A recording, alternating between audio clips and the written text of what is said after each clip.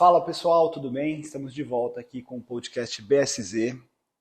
Todo mundo sabe que um dos nossos focos aqui é empreendedorismo e eu estou com a Giovana Gogos, que é uma arquiteta nota 1000, super renomada, que faz um trabalho excelente na internet, um trabalho muito legal. Os clientes, ela é bem famosa aqui na região, o pessoal todo mundo, Gi, quero um projeto da Gi. Tá sem agenda, né, Gi? Praticamente. A gente vai falar um pouquinho sobre empreender, como que é empreender na internet, como que começar do zero, que é o seu caso, né? Você começou sem ajuda de ninguém, você, Deus e o curso de arquitetura, né? Eu queria que você falasse um pouquinho para nós sobre como que você decidiu ser arquiteta e como que você foi formatando a tua carreira. Oi, gente, é um prazer para mim estar aqui. Obrigada, Alex, pelo convite. E bora lá, então, entrar nesse papo. Bom, comecei muito sozinha mesmo. Eu vim de uma realidade bem mais simples. Trabalhei em alguns escritórios de arquitetura, peguei experiência durante a faculdade. Já escolhi a profissão muito por esse viés de identificação mesmo. Era aquela coisa que estava no coração, até pela minha trajetória pessoal. Eu me liguei muito com a casa que eu morei. Meus pais separaram, a gente saiu da casa e aquilo mexeu muito. Cheguei na profissão, percorri alguns caminhos e quando eu me formei, eu estava numa construtora, quebrou. Eu falei, putz, e agora? O que eu vou fazer? E eu tentei alguns empregos assim, algumas coisas, mas nada estava rolando, estava uma crise muito grande naquela época no Brasil. Era aquele lance da troca do governo Dilma, impeachment, Nossa, um monte de finalzinho coisa do governo, né? acontecendo, exato. E eu falei, nossa, não E tem o que agora? fazer agora. Aí eu ouvi a frase, comece de onde você está com o que você tem. E isso me marcou muito. E eu comecei a empreender em casa. Não tinha nenhum computador bom para fazer os projetos, que a gente precisa de uma máquina boa. Aí eu fiz um rolo, comprei um computador usado e tal. Falei, cara, sei lá, vou começar, é isso Dá um aí. jeito, né? Vou dar um jeito. E aí uma das coisas que eu acredito muito, que é o que eu sempre falo, é quando você toma uma decisão, magicamente as coisas começam a acontecer. Repara isso. Você tomou a decisão de, putz, vou abrir um escritório. Nossa, do nada vem um projeto naquela mesma semana. As coisas vão acontecendo. Eu acredito que tem essa ligação, né, entre um interno na gente e tudo tá ligado de alguma forma. E, e no que eu tomei aquela decisão, comprei o computador, nem tinha dinheiro para comprar o computador usado. Falei, dane-se, vou dar um jeito, parcela e tal. E aí apareceu o meu primeiro projeto. Comecei fazendo um projetinho pequeno mesmo. Coisa assim, de um banheiro aqui, uma sala ali, apartamento Minha Casa Minha Vida, clientes bem pequenos mesmo. E alguém de repente comentava de mim, algum amigo meu com alguma fulana comprou, eu falei, não, vai lá, eu pego, eu faço. Fui me dedicando em aprender sobre vendas, sobre essa parte comercial, porque eu não tinha, ninguém tem, né? Na faculdade a gente não Assim, aprende isso. E isso foi algo que me ajudou muito, ir para esse lado comercial, de realmente entender como fazer uma venda, como fazer um rapport com o cliente, como conquistar a pessoa. E depois foi quando eu já fui entrando na internet. Então, esses primeiros clientes, é o que eu sempre falo, nossa, foi o universo, foi acontecendo, foi a oportunidade que eu soube aproveitar ali. Também, óbvio, naquela época eu cobrei barato, estava muito no começo. no começo também, até para você experiência, né? Também. Exato. Só que depois disso, eu entrei no Instagram e aí começou uma outra virada na minha vida, porque eu fiz um curso até na época, falei, vou aprender a mexer no Instagram, e peguei lá uma pessoa que hoje em dia ela nem dá mais curso de Instagram, só que apareceu um anúncio, eu peguei, entrei, nem pensei muito, sabe, nem pesquisei outros, não era igual hoje em dia que tem 1 milhão de cursos, naquela época era um Possibilidades, né? outro, e aí eu fiz, aí fui aprendendo, comecei a postar tal, aí começou a aparecer mais oportunidades de projeto. E aí eu fui pegando coisinha pequena. Aí chegou também a minha outra virada. Chegou uma hora que eu falei, vou alugar uma sala. Vou pegar uma sala, vou montar um escritório, vai dar certo, porque eu preciso colocar um estagiário para trabalhar comigo, que eu tô ficando com um projeto e eu não tô conseguindo dar conta de tudo sozinho. Eu já trabalhava, né, 12 horas por dia, assim, ficava lá, No ficava começo, né? 14, 16 às vezes, Você dorme, acorda Em função daquilo. trabalhando. Enfim, e aí o Instagram foi me ajudando muito nessa questão de captar o cliente, postando projetos, fazendo as coisas com estratégia, conteúdo estratégico, porque muita gente faz o marketing de esperança, né? Ir lá, abrir uma conta, postar e, vamos ver se alguém vê, por esperança aparece um cliente. E a gente sabe que não é isso, tem estratégia por trás, tem maneiras que você posta que retém mais a audiência do público. Eu fui estudando sobre isso, fui entendendo, e à medida do que eu ia trabalhando nas minhas redes, os negócios iam aparecendo, fluindo mais, para o patamar que eu estava também. Porque é aquilo, a gente está começando, é diferente do que hoje. Você tem uma estrutura diferente, você se veste diferente, você fala diferente, sua experiência é outra, seu nível de clientes também é outro.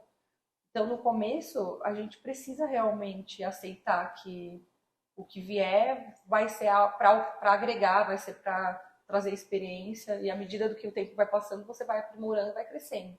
Foi como foi acontecendo comigo. Abri o escritório, não tinha grana, assim, 5 mil reais eu tinha na conta, falei, sei lá o que eu vou fazer com isso, vai dar certo.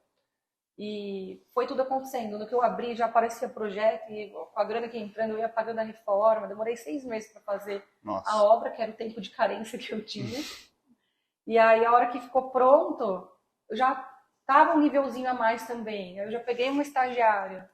Terminei o mesmo ano com 3 estagiários. Olha. E os projetos rolando. Aí, no outro ano, já, preciso que a equipe fique um pouco mais profissional. Aí, comecei a pegar um arquiteto.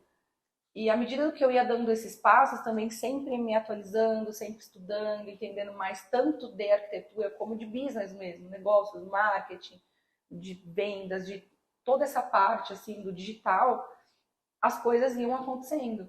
Então começou a aparecer cliente famoso e tal. E eu vejo que assim, uma coisa sempre existiu, eu sempre teve um brilho diferente, eu sempre chamei uma atenção que eu acredito que era pela criatividade. Fazer umas coisas diferentes, umas coisas com estilo próprio, assim, sabe? E eu vejo que isso é essencial em todo negócio. Você ter um diferencial e explorar isso mesmo. Pegar aquilo que é seu, que é a sua personalidade, o seu jeito, a sua maneira de fazer, a sua maneira de se comunicar. E eu sempre fui dando cara a tapa, né? Igual a gente estava falando, eu acho legal que no direito vocês têm esse humor ácido. E eu me identifico um pouco, porque às vezes eu tenho. E assim, não é qualquer um que dá a cara a tapa na internet para ir lá fazer, às vezes, uma piada no humor ácido. Não é todo mundo que gosta. Então eu vejo que quem mais cresce é quem tem coragem para ser autêntico, sabe? É quem tem coragem de desagradar, porque você não vai agradar todo mundo. Exatamente. Só que à medida que você não agrada todo mundo, que você sabe disso, você é mais você mesmo. E quanto mais você é você mesmo, mais você cresce. Porque, pelo menos eu penso, né? Só é possível crescer verdadeiramente com autenticidade. O resto é um mundo fake, que uma hora desmorona, entendeu? Não tem base, né? Não tem, é um personagem que a galera veste, fica lá na internet, tem uma hora que não sustenta. E por que ela tá pegando tanto na internet, gente? A Gi hoje é professora também, né, Gi? Sim. Ela tem aí vários alunos que ela ensina como esses alunos têm que empreender na arquitetura, sim, como que eles podem tocar os projetos, tocar as obras. Fala um pouquinho do seu curso para o pessoal que está assistindo. Como que você pensou nesse curso e como que ele nasceu e como que ele está agora no fluir da sua vida? Então, em 2020, eu já estava com o escritório consolidado assim no mercado, já tinha projetos legais aqui em Alphaville. Tinha uma autoridade já. Já estava com uma autoridade nessa área, já tinha um público até de profissionais que me seguia e que me via muito como referência. E quando veio a pandemia, foi na mesma época que eu estava sendo um surto por conta de gestão, que é sempre um desafio assim pro empreendedor, do empreendedor. E eu sempre tive muito esse lado criativo, esse lado estratégico, esse lado de ideia, do marketing. Só que para gerir, liderar, isso sempre foi um desafio para mim. Lidar com a equipe, fazer todo mundo... o empresário, ele é um combo, né? Tem que fazer o comercial, tem que ser bom de fala, tem que ser bom de comunicação, sim, tem que gerar negócio ali o tempo todo, e ainda tem que trabalhar, né? E naquela época eu dei um leve surto, assim, falei, cara, não dá, eu preciso de uma paz para minha cabeça. Eu reduzi minha equipe, falei, vou ficar com menos projetos, pelo menos por um tempo eu vou entender o que eu preciso fazer. Tá, eu reduzi a equipe, só que vida real, né? Eu preciso faturar, não dá pra, vou reduzir pela metade, faturar metade e vida que segue. Precisava continuar mantendo meu padrão de vida e até aumentando. A gente busca isso, de certa forma. E aí foi quando eu falei, eu acho que eu vou buscar outras formas de empreender também. Não ficar só com o meu escritório. Só com projetos, né? Pensei em franquia, pensei em várias coisas assim. Cheguei a olhar o Oakberry para abrir, sabe assim? E aí deu a pandemia logo em seguida. Eu falei, cara, ainda bem que eu não abri nenhum negócio físico. E aí eu falei, tá aí, eu vou abrir esse negócio de mentoria, de curso, que eu vi uma arquiteta fazendo isso. Eu falei, pô, será que pra mim não ia rolar? Eu sempre gostei de ensinar, eu sempre tive essa didática muito boa. Isso minha equipe sempre reconheceu em mim. E falar, nossa, de quando você explica eu entendo. Então, como eu sempre tive essa didática, achava legal, eu falei, vou abrir para ver o que dá, vou montar um negócio. E aí eu só abri na internet assim, gente, quem quiser fazer uma mentoria de 1 hora comigo, me manda um e-mail e tal. E aí cobrei, tipo assim, R$ 300 para falar 1 hora comigo, né, no Zoom. E do que eu coloquei isso, nossa, veio muito e-mail. Eu falei, gente, eu tô chocada. Aí eu vi uma possibilidade. Falei, não, então, pera lá, vamos fazer um negócio. E todo mundo que eu conversava, que fechou essa 1 hora, que conversava comigo, me trazia os mesmos problemas. Eram coisas que eu já tinha superado há muito tempo. Não consigo captar cliente. O que eu faço quando o cliente não quer seguir meus processos, quer mandar nos meus prazos? E aí eu falava com uma pessoa, nossa, obrigada, amei, tal, quero até fechar outra sessão depois. Eu falei, cara, são os mesmos problemas, então vou gravar um curso. Vou compilar. Aí escrevi o curso, estruturei inteiro, gravei. Foi coisa assim, trabalhava à noite e fim de semana, o negócio ficar pronto logo, e lancei a primeira turma. Na mesma semana eu quase desisti. Eu falei assim, não, acho que tá muito ruim, não sei. Eu fiquei, dá um medo, porque é um negócio novo. Tudo que é novidade, a gente fica com medo. Aí fui tomar banho, quando eu saí, falei, não, tá de boa, vai ser bom isso daí, vai dar bom. E aí o meu marido entrou comigo nisso, né? Porque ele faz toda a parte estratégica do lançamento e tal. Ele fica como lançador e eu fico como expert, é assim que a gente chama no mercado do infoproduto. Então ele faz o lançamento. Aí eu lembro que ele até falou assim, acho que se vir 3 alunos já tá bom. Eu falei, nossa, Lucas, não, vai vir uns 30. Aí, calma, alinha a sua expectativa. Primeira turma é normal aqui, ó, o pessoal que eu converso, que começou, acho que vai dar uns 6. Aí eu falei, tá, eu acho que vai dar 30. Cara, a gente fechou 180 alunos. Nossa, olha. 180 alunos. E a gente só parou de vender porque eu falei, fecha, porque a gente fez assim, ó, como é a primeira turma e não vai ser muita gente, quem fechar o curso ganha 1 hora comigo no particular. Nossa, 180 horas. E aí, tipo, começava a fechar gente, eu falava assim, eu não vou conseguir atender todo mundo. Eu falei, Lucas, pelo amor de Deus, fecha esse carrinho, fecha o negócio, não dá pra comprar, porque eu tô ficando apavorada. Eu não sabia se eu ficava feliz ou desesperada, assim, ou como é que eu atendo todo mundo? E foi, eu fiquei 1 ano atendendo todo mundo. Porque a gente explicou, falou, gente, deu... praticamente um dia sim, dia não atendendo. Então, não, a galera entendeu, falou, não, eu até prefiro mais pra frente, porque eu quero fazer o curso primeiro e ser atendido depois. Enfim, e aí foi algo que, assim, que foi uma virada de chave, porque eu falei, pô, eu tenho um outro talento, eu tenho para onde expandir além do padrão do mercado, porque a gente sempre se coloca em padrões. O psicólogo se forma pensando que ele tem que ter um consultório clínico. O advogado se forma pensando que eu tenho que atuar com causas. O arquiteto se forma, eu tenho que fazer projeto. E eu comecei a entender que a vida é muito além desse padrão que a gente cria no mercado, sabe? Você pode ser um advogado, só que você, dentro do direito, pode atuar como um infoprodutor, ter um programa de televisão que mostra casos. E você pode agregar para o mercado do direito atuando de diversas maneiras, muito além do que fazendo os processos, sabe? E justamente essa parte de comunicação no direito, quando a gente criou aqui o podcast da BSZ, a gente criou com esse intuito de falar, olha pessoal, peraí, o advogado tem muita informação para passar, o advogado tem muita experiência para trocar, isso que a gente quer mostrar para as pessoas aqui no canal, né? A gente passa por coisas tão dinâmicas diariamente, que a gente fala, meu Deus, como que eu passei isso tudo? Então, e as pessoas também procuram, né? A gente trata com muitos jovens advogados, e o pessoal, como que você faz isso? Como que você faz aquilo? A gente acaba virando uma referência. E no curso da Gia, o que me trouxe a trazer a Gia? Vou te chamar de Gia, né? Pode chamar, claro. O que me refletiu para trazer a Gia aqui hoje? É que no curso dela, ela aborda uma questão jurídica muito importante. Sim. Ela aborda como que o arquiteto abre a empresa, abre o CNPJ, faz os contratos, cria a relação, o vínculo jurídico com o cliente, com os fornecedores, com os prestadores de serviço, com os funcionários. E isso me falou, poxa, olha só, porque aqui no escritório a gente faz contratos para arquitetos. Inclusive a Gia é nossa cliente aqui. Sim. Então, deu uma virada e já falei, poxa, eu quero falar com esse pessoal, porque é muito importante. Eu queria que você falasse um pouquinho, Gi, sobre como que foi importante entender um bom contrato, abrir a empresa, ter o CNPJ para a sua carreira de arquiteto. Ah, total. Comecei que nem todo mundo. Na irregularidade, De né? onde você está com o que você tem. Ou seja, nada, né? Fui pegando os primeiros clientes, fazendo contrato assim de gaveta. Do Google. Você pega o modelo de um amigo que já foi, sei lá, de quem que inventou e foi rolando. Aí chegou um determinado momento que eu falei, cara, eu tô preocupada, acho que eu preciso de um CNPJ. Comecei assim, né? E tal. Putz, aí você pega o primeiro cliente que dá problema. Você fala, meu contrato é uma bosta, certeza que eu vou me lascar nisso. Cede pro cara, porque se ele me processar... E aí, como eu era vizinha do Léo, que é seu sócio, vizinha de cima, aliás, eu conheci o Léo porque infiltrei na sala dele, a minha obra vazou na sala do advogado. Gente. A obra do arquiteto vazou na sala do advogado. Olha que mistura boa, né? Aí eu fui lá, tive que arrumar, e ai, nossa, tal, você é advogada, aí, pô, irmão da Carol, que legal, conheço a Carol de antigamente, tá, beleza. Aí, networking feito ali, daqui a pouco, eu falei, pô, Léo, preciso de um contrato, me ajuda com isso. E aí foi quando ele falou assim, tá, me faz uma lista de todos os problemas que você vê que é possível, que seus amigos já tiveram, que você quase teve, que você já teve, todos os problemas.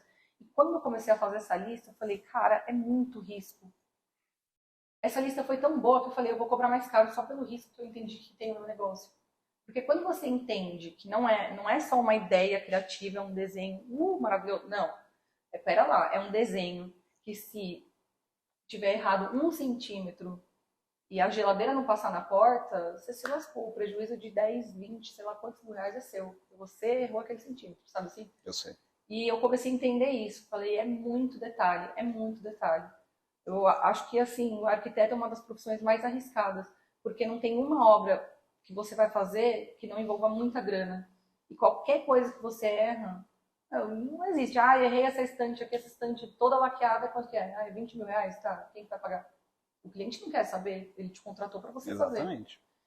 Então eu comecei a ver que tinha muitos riscos assim. Aí beleza, o Léo fez o contrato, ficou maravilhoso, fiquei muito mais segura, isso foi ótimo. E depois, o que eu percebi é que os clientes ficavam muito mais seguros e o escritório acabava tendo mais credibilidade, porque era um contrato muito bem estruturado. E isso deixava o cliente num lugar de segurança e até de respeito maior pelo negócio. Delimitação do negócio, né? Que olha, eu posso fazer isso, não posso fazer aquilo, você não pode me cobrar por isso, porque eu vejo que muitos arquitetos que a gente atende aqui, o pessoal fala, eu tô escravo do cliente. Muito, acontece. Eu tô escravo, muito. Ele acha que eu tenho que ficar na obra dele o dia todo, corrigindo, controlando pedreiro, controlando gesseiro.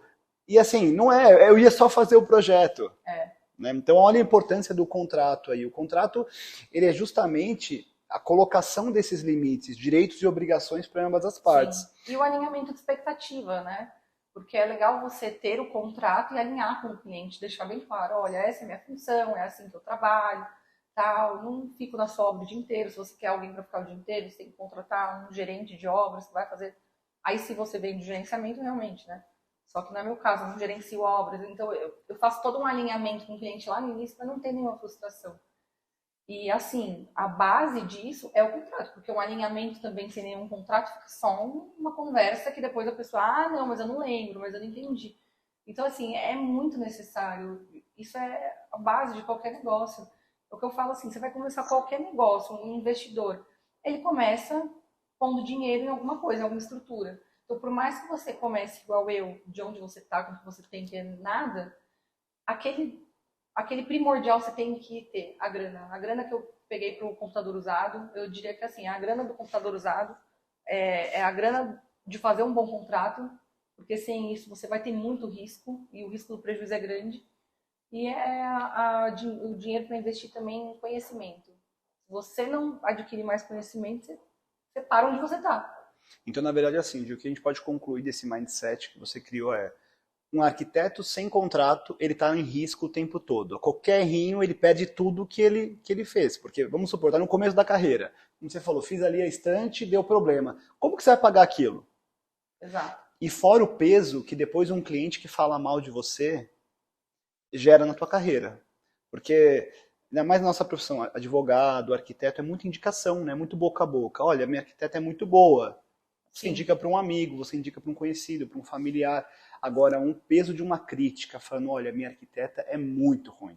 Eu fui fazer uma estante, era para ser azul, ela fez laranja, ela inventou ali, eu tive um monte de problema. Isso te queima para o resto da vida. Então o contrato, ele é a diretriz inicial. É muito, muito importante. Sim. É muito legal. Isso já mostra que você é diferenciada. Ter essa consciência da importância do contrato e da importância de uma assessoria jurídica. Porque quem interpreta esse contrato? Sim, total. Com certeza o seu cliente manda para o advogado dele. Sim, né? sempre. Né? Então, o arquiteto precisa ter um advogado falando, olha, peraí, calma, não é assim, o contrato era para ser entendido dessa forma. E aí que desde o começo você já começa se colocando num lugar de credibilidade e respeito. E cobra mais caro. Porque o cliente, quando recebe o contrato e lê e o advogado dele questiona, aí te vem com questionamento. Na minha devolutiva, quem já responde é o advogado. Eu não vou entrar para falar, não, é assim, é assim. Quem está respondendo é uma assessoria jurídica. Isso o cliente já entende com outra visão. Então não é esse cliente, ele pode ser o mais chato do mundo, mas ele não vai me colocar nesse lugar de escrava dele. Porque ele já entendeu desde o começo que isso aqui é uma empresa, isso aqui tem ordem, isso funciona de um jeito. A gente requer um respeito, ali é um acordo, tá todo mundo de igual para igual.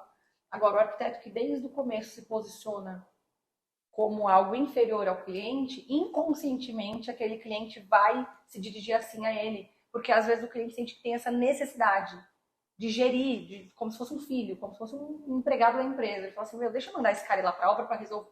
O cliente vai entrando nesse mood sozinho. E a pessoa se vitimiza, reclama, ela não entende verdade. que quem provocou essa situação foi ela mesma. Entende? E esse período que você ficou, assim, digamos aí, irregularidade, né? Não tinha contrato, não tinha CNPJ, você lembra alguma situação que você se colocou em risco por não ter esse contrato e que você teve que arcar com algum prejuízo? Você chegou a passar por isso ou, graças a Deus, você passou ilesa aí por esse momento do começo da tua carreira? Eu não lembro muito. Mas assim, o que eu passava mais, principalmente, era do cliente querer comandar mesmo o processo, o projeto, bater nessa tecla de prazo, sabe? Ficar te apressando. Você tem um prazo, mas o cara mesmo assim... Quer adiantar. Ficar, e aí quando envia.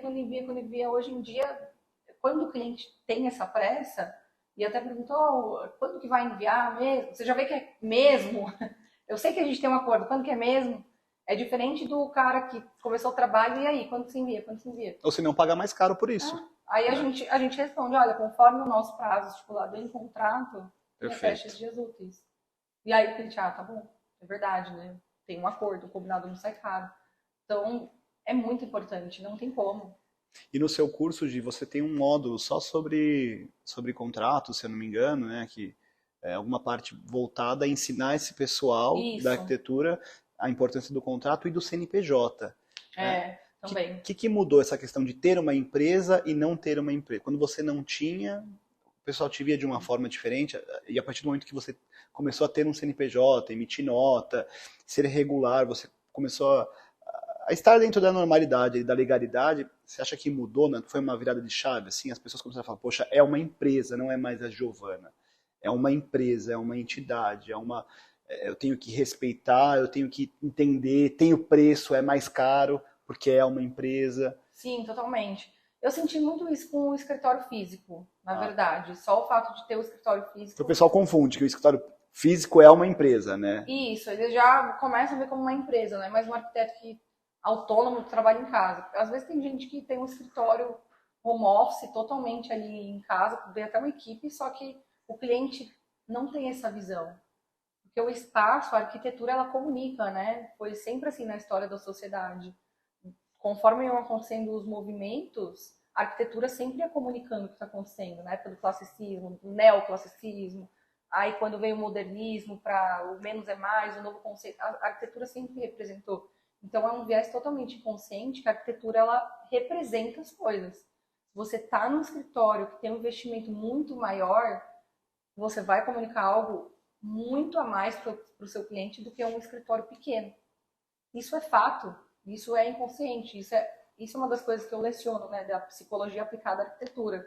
O que o ambiente está comunicando, o que a pessoa está absorvendo inconscientemente, neurologicamente, entende? Então tem tudo isso. Então, quando eu abri meu escritório, mesmo pequeno, eu já senti essa virada.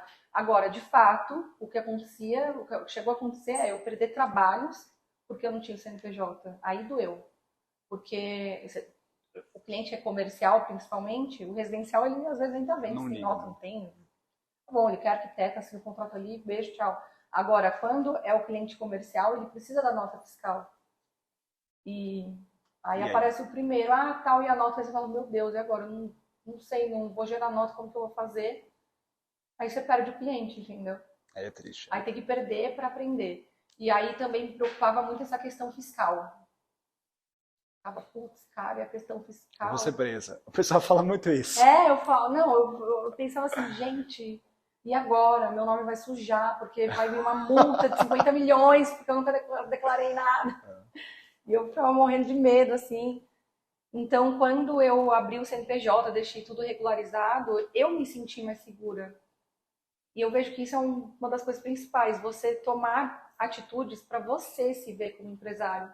Porque 100% dos resultados da nossa vida são determinados pela forma como a gente se vê. Desde um relacionamento até um negócio. Você não consegue, muitas vezes, se relacionar com uma pessoa bonita se você se vê feio. Porque você fala, aquela pessoa bonita nem vai olhar pra mim. A pessoa, às vezes, nossa, te olhou, te amou, tá te paquerando, mas você não enxerga isso. Porque você se vê feio e aí, sua autoestima é ruim. Você não entra naquele patamar de relacionamento. E é a mesma coisa no negócio. Se você não se vê como empresário, a hora que chega um negócio muito grande, seu mindset não está alinhado com aquilo. Então, o que acontece? Você se comporta igual um bosta. Você subestima, né? A pessoa se subestima. Você se comporta a menos ali. Aquele negócio. A pior coisa é a gente dar menos do que o que a gente tem, né? A gente se coloca num lugar de vitimismo, de, poxa, não vai dar certo. E até a gente estava conversando um pouquinho antes, que o empresário, o empreendedor, ele tem muitos desafios, muitos, tem que ser completo, assim. A gente estava falando a questão da equipe, né, de gestão de equipe e tudo mais. Você, enquanto empreendedora, hoje uma empreendedora de sucesso, tá com o escritório bombando, o curso bombando, as pessoas te vendo como referência já há algum tempo, então está consolidada. O que você ainda vê de desafio? Com certeza a gestão de equipe. Porque é o que eu estava te falando antes da gente começar a gravar. Na minha área, a maioria dos profissionais querem ter o próprio escritório e rola também muito o lance do ego. Já estou trabalhando num escritório que não é meu. Não é? Tem muita gente que tem isso. E a pessoa que não tem, muitas vezes ela tá ali é temporário, sabe? Porque chega uma hora que ela quer ter o escritório dela. Então, esse tempo limite, você fica trabalhando, investindo na pessoa, você sabe que é para ela sair depois. Aí vai entrar alguém do zero. E essa rotatividade chega umas horas que dá uma enchida, né? Fala, putz, vai ter que contratar alguém de novo. Só que é muito parte do negócio, assim. Eu converso com muitos amigos arquitetos e a maioria passa pela mesma coisa. Não tem o que fazer, porque o cara chega uma hora que ele percebe que para ele começar a realmente ter uma remuneração alta, ele precisa empreender. Óbvio. Então, evidentemente, ele não quer continuar no escritório de outra pessoa. Mas, assim, tem gente que muitas vezes vai, tenta, aí volta, e não era bem isso que eu queria. Talvez uma solução para isso, talvez, né, Gia? É você possibilitar dentro do seu escritório que as pessoas empreendam ali. Né? Isso é uma coisa que eu estou estudando sobre. Estou fazendo um estudo sobre isso. Porque são muitas variáveis, né? E hoje em dia eu aprendi a ter uma mente de advogado, assim. Tudo pensar no cara, qual que é o BO que vai me dar também, sabe? Então você pensa, que legal, eu vou colocar então as pessoas aqui para empreender. Aí você tem que pensar assim, quais são os riscos que eu tenho? Amanhã a pessoa vai se comparar a mim. Fala assim, mesmo empreendendo aqui, por que eu não tenho os clientes que a Giovana tem? Porque tem gente que não pensa que ela está mais tempo no mercado, entendeu? Então tudo você tem que pensar no risco. E a sua área envolve muita questão de ego, o que você falou, né? Porque a gente vê essa área, porque são artistas, né? Pessoas que fazem aí obras de arte, tem projeto que é uma obra de arte, fica uma coisa linda, apaixonante, né? E essa coisa da arte com o ego é muito próximo, né, Gi? Então a pessoa sente muito, nossa, porque é um talento único. Então ela acaba se sentindo única e o ego sobe lá em cima. E isso, para quem empreende, isso é péssimo. A gente, num outro episódio aqui do podcast, estava falando sobre humildade. O quanto é importante a humildade no empreendedorismo. É verdade. Você reconhecer, às vezes tem uma pessoa que começou ali com você, mas ela tem o que te ensinar. Com certeza. Sempre tem o que te ensinar. Com certeza. O ego atrapalha muito o crescimento. E a pessoa que está presa nesse ego inflado, ela não percebe isso. Até na psicologia a gente vê muito esse fator tem os arquétipos, que é algo que sempre atravessa a nossa personalidade, é um componente da nossa personalidade. E as profissões, elas sempre têm normalmente elas têm um arquétipo que rege. Você falou, todo arquiteto é artista.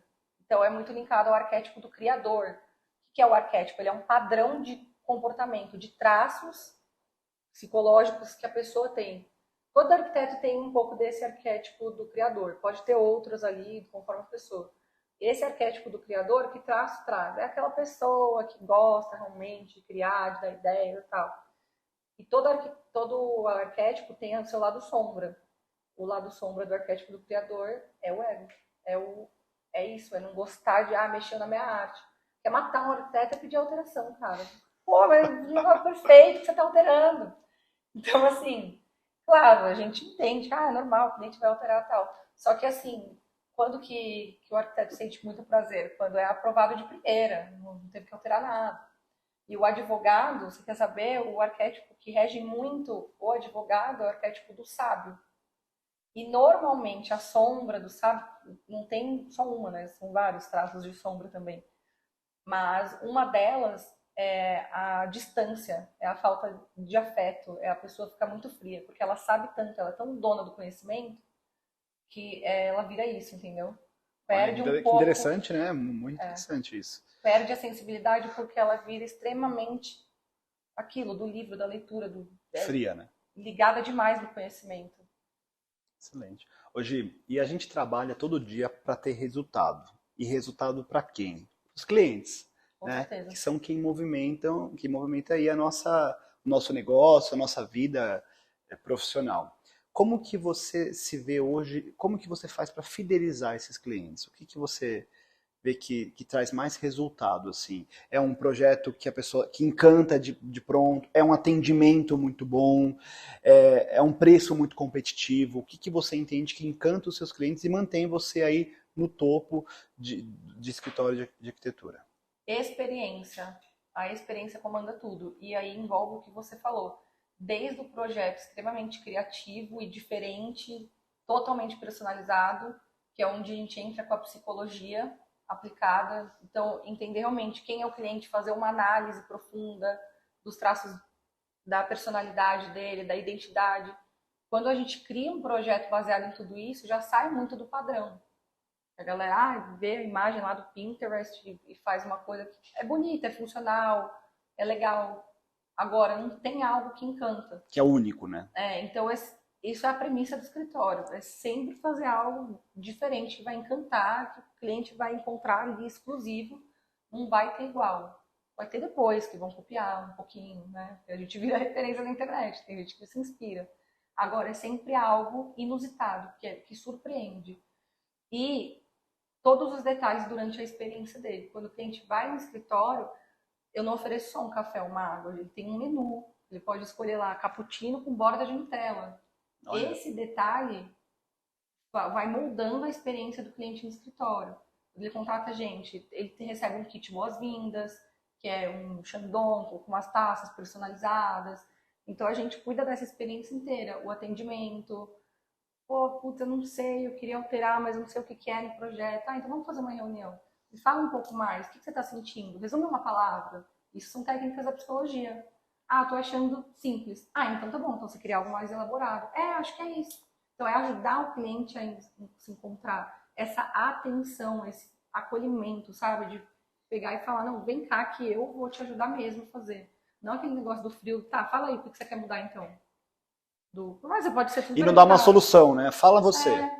É isso. O cliente principalmente o cliente alto padrão, ele não quer ter que pensar, ele não quer ter que gastar energia com isso. Ele paga para isso. Ele paga para isso, ele paga por arquiteto que vai entrar, vai entender como que é, vai saber fazer. Que vai, na verdade, assim, desvendar. Né? Você desvenda os traços, você desvenda o jeito. Quando imagino que seja um casal ali, você vê quais são as referências, o que eles gostam, e você traz aquilo para um projeto. A gente faz teste de imagem, teste de tudo. E quando a gente apresenta o projeto, a gente traz muito embasamento. Eu falo, olha, eu coloquei essa mesa orgânica porque existe uma pesquisa científica que as formas orgânicas estimulam mais a socialização, então aqui é para que a família fique mais unida. Legal. Então tudo tem um porquê, um embasamento científico. O cliente valoriza muito isso. Sim. A técnica, né? A ciência por trás das coisas. Ele é o tempo todo surpreendido durante a experiência com a gente, desde a apresentação do que ele contratou, que é o projeto, até a possibilidade de pedir uma água de coco dentro do escritório, dentro de um coquinho, sabe? O tempo todo ele é surpreendido. No final, a gente vai lá, faz a entrega o apartamento com um jantar, a casa com... Pô, ele olha aqui e fala, nossa, sensacional. Então, sensacional vou mesmo. Indicar pro meu vizinho, pro meu amigo, entendeu? Isso fideliza, com certeza. Hoje, você começou lá de uma forma irregular, autônoma, foi trabalhando, se profissionalizou, montou o escritório físico, abriu a empresa, começou a trabalhar com contrato, começou a conseguir mais carteira, montou o curso, começou a trabalhar na internet, hoje está com o curso e com o escritório. E qual é o próximo passo? O que você vê que vai ser o próximo up aí da tua carreira? Olha, eu ainda quero expandir assim muito a nível nacional a ciência que eu regularizei e registrei no MEC, que é o psicoarquitetura. Então, hoje o meu maior sonho, o meu maior foco é nisso, que é essa união da psicologia, da ciência com a arquitetura, porque eu vejo que a arquitetura ainda é muito construída com apenas uma base de inspiração, de identificação estética, e para mim a arquitetura tem que ser algo muito além disso. A gente sabe que tem que construir um espaço que vai realmente promover o bem-estar na pessoa. E muitas vezes algo que você acha bonito não promove o bem-estar, né? Sabe? A gente tem evidência científica. Então é uma questão de valor para mim, sabe? Levar isso para o mundo. Para todo mundo. Então hoje eu quero expandir cada vez mais. Hoje a gente tem esse curso, por exemplo, que é o Psicoarquitetura. Eu tenho o de empreendedorismo para arquitetura, que é o Master, e tenho o Psicoarquitetura, que foi reconhecido também no MEC, tudo. Que legal. Hoje eu quero expandir cada vez mais a visão desse negócio. Quero levar o máximo, assim, para o máximo de pessoas. Tá sendo o meu maior foco. Show de bola. Muito, muito, muito legal. E, gente, olha só, já chegando aqui no final, como de praxe, eu vou perguntar para a Gi uma questão de mindset, aqui de insight, de você como empreendedora, empresária e referência. O que você deixaria de mensagem para quem está começando, seja em qualquer negócio? Olha, vejo assim, a frase que eu falei no começo, que foi o que me moveu. Comece de onde você está, com o que você tem. Você nunca vai estar preparado, nunca vai estar pronto. Você sempre vai ter um negócio que fala, acho que agora não é a hora. Só vai, sabe? Dá o passo que o universo põe o chão embaixo, comece de onde você está, com o que você tem, e nunca pare de investir em você. Porque quanto mais você investe em você, mais vem o retorno, né? Excelente. Gi, muito obrigado. Obrigado por participar aqui conosco. É uma honra tê-la aqui.